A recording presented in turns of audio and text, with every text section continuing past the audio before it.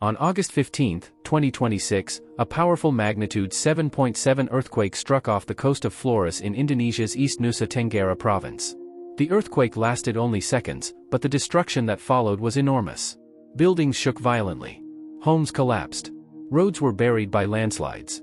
Thousands of people were forced to leave their homes, and emergency crews struggled to reach communities cut off by damaged roads.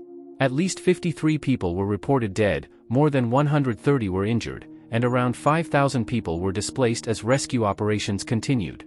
But the biggest concern was that the disaster did not end with the main earthquake. Hundreds of aftershocks followed. Some were powerful enough to send frightened residents running back into the streets. The earthquake strikes.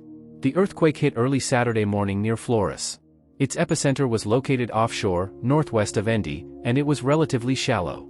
That combination made the shaking especially dangerous for communities close to the epicenter. Within seconds, buildings began moving violently. People rushed outside as walls cracked and structures were damaged. In some areas, homes were completely destroyed. For residents who were still sleeping when the earthquake struck, there was almost no warning. The first seconds were followed by confusion as people tried to understand what had happened.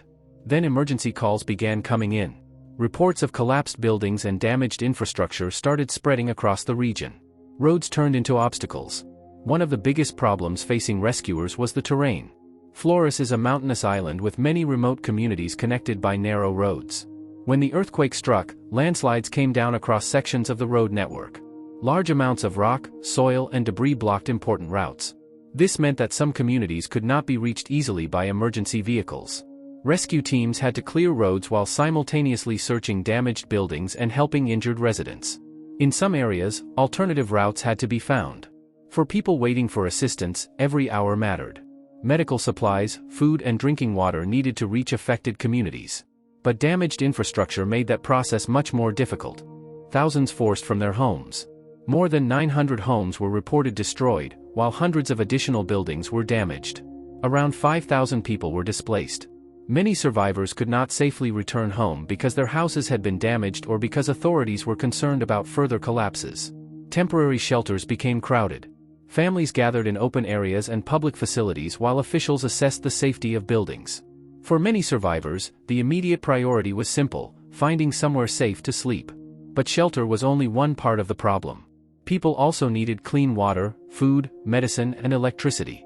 Hospitals and emergency facilities had to deal with injured residents while infrastructure around them was also affected. Then the aftershocks began. After the main earthquake, the ground did not become quiet. Instead, hundreds of aftershocks were recorded. The number approached 1,000, creating a constant sense of danger for residents. Some aftershocks were strong enough to be felt across the region. And this created another major problem. Buildings that had survived the first earthquake could already be structurally weakened. Another strong tremor could cause additional damage or collapse. That meant people were often afraid to enter their own homes. Rescue workers faced the same danger. Search teams had to carefully examine damaged structures before entering them. At the same time, landslides remained a threat in mountainous areas. The earthquake had created a dangerous environment where the ground itself could continue causing problems long after the main shock. Tsunami fears. The earthquake also triggered concerns about a tsunami. Because the epicenter was offshore, authorities immediately monitored the surrounding waters. A tsunami warning was issued for parts of the region, sending coastal residents away from dangerous areas. Small tsunami waves were detected, with reports indicating waves of around 1.5 to 1.6 meters in some locations. Fortunately, the warning was later lifted. But for residents along the coast, the possibility of a tsunami added another layer of fear. Indonesia has a long history of deadly earthquakes and tsunamis. People in the region know that a powerful earthquake beneath or near the ocean can sometimes be followed by much larger waves. So when the tsunami warning was announced, many residents did not wait to find out what would happen. They moved to safer areas. The search for survivors. Emergency crews began working across the hardest-hit areas. Police, military personnel, medical teams and search and rescue workers were mobilized. Their mission was straightforward but extremely difficult. Find survivors. Treat the injured. Reach isolated communities. And determine the full scale of the destruction.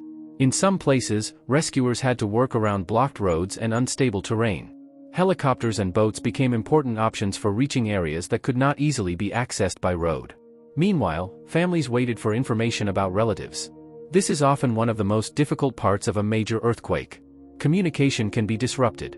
Roads can become impassable. And people may have no way of knowing whether their loved ones are safe. Why Flores is at risk? Indonesia is one of the world's most earthquake-prone countries. The country sits along the Pacific Ring of Fire, an enormous zone of tectonic activity surrounding much of the Pacific Ocean. Several tectonic plates interact around Indonesia.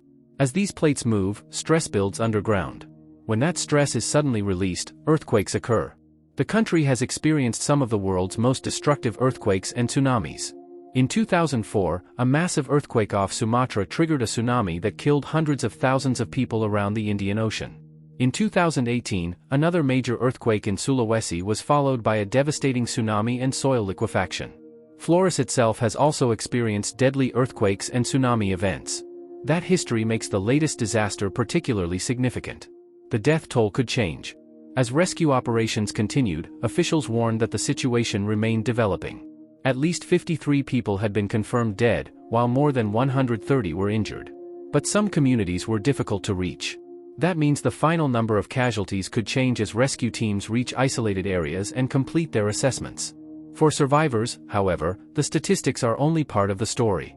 Behind every number is a person, a family, a home, a community, and a life that has been changed in seconds. What happens next?